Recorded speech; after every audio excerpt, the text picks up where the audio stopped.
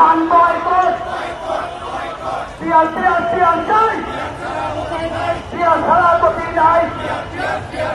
তুমি কে আমি কে, তুমি কে আমি কে, হিন্দুস্তানের দালালেরা হুঁশিয়ার সাবধান, দালালিয়ার বরিষ্ঠ। বক্তব্য দেওয়ার নতুন করে কোনো কিছু নাই, কথাবার্তা পরিষ্কার করে বলতে চাই, জুলাই গণঅভ্যুত্থানে 11 শহীদের রক্তের বিনিময়ে যে নতুন বাংলাদেশ আমরা পেয়েছি, সেই জুলাই সনদের আইনি ভিত্তি না দেওয়ার জন্য এবং জুলাই সনদ কিভাবে বাস্তবায়ন হবে সেটার পরিকল্পনাহীনভাবে যে জুলাই সনদ উপস্থাপন করা হচ্ছে তাকে আমরা তীব্র নিন্দা এবং প্রত্যাখ্যান করছি। স্পষ্ট ভাষায় জানিয়ে দিতে চাই, জুলাই সনদের আইনি ভিত্তি রাখবে এবং জুলাই সনদের আলোকেই আগামী জাতীয় নির্বাচন হতে হবে।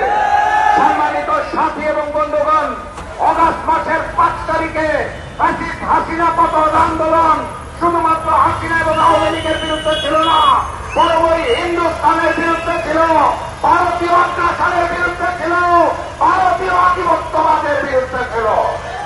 এই নতুন বাংলাদেশে আমরা নতুন করে আর কোন ভারতীয় চক্রান্ত দেখতে চাই না। এই বাংলাদেশ করার জন্য, নতুন বাংলাদেশ করার জন্য আগামী জাতীয় নির্বাচন উভয় কক্ষে পিআর পদ্ধতিতে নির্বাচন ব্যতীত আর কোন গতি নাই। অতএব উভয় কক্ষে পিআর পদ্ধতিতে নির্বাচন হতে হবে। আমরা জাতীয় নির্বাচনের কালো টাকার ব্যবহার দেখতে চাই না, পেশি শক্তির ব্যবহার দেখতে চাই না, নমিনেশন বাণিজ্য দেখতে চাই না। পিআর পদ্ধতিতে নির্বাচনের মাধ্যমে জনতার সরকার আমরা গঠন করতে চাই। সংগ্রামী সাথী এবং বন্ধুগণ, অন্তর্বর্তী সরকারকে স্পষ্ট ভাষায় বলতে চাই, ফ্যাসিস্ট শেখ হাসিনাকে ফিরিয়ে আনার ব্যাপারে আপনাদের কোন জোরালো ভূমিকা আমরা দেখতে পাচ্ছি না। কথাবার্তা পরিষ্কার, দিল্লি সরকারকে চাপ দিন, কূটনৈতিক আলোচনা করুন, হাসিনাকে ফিরিয়ে আনুন। কি সাথে সাথে আওয়ামী লীগ, জাতীয় পার্টি, 14 দলীয় জোটের গণহত্যাকারী দোষর যারা ছিল সকলের অপরাধ নীতি বাংলাদেশ থেকে চিরতরে নিষিদ্ধ ঘোষণা করতে হবে।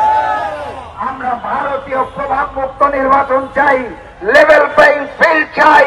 ওই শেখ হাসিনা যেভাবে করে দেশকে ভারতের হাতে তুলে দিয়েছিল, সেখান থেকে আমরা স্বাধীন সার্বভৌম বাংলাদেশ চাই।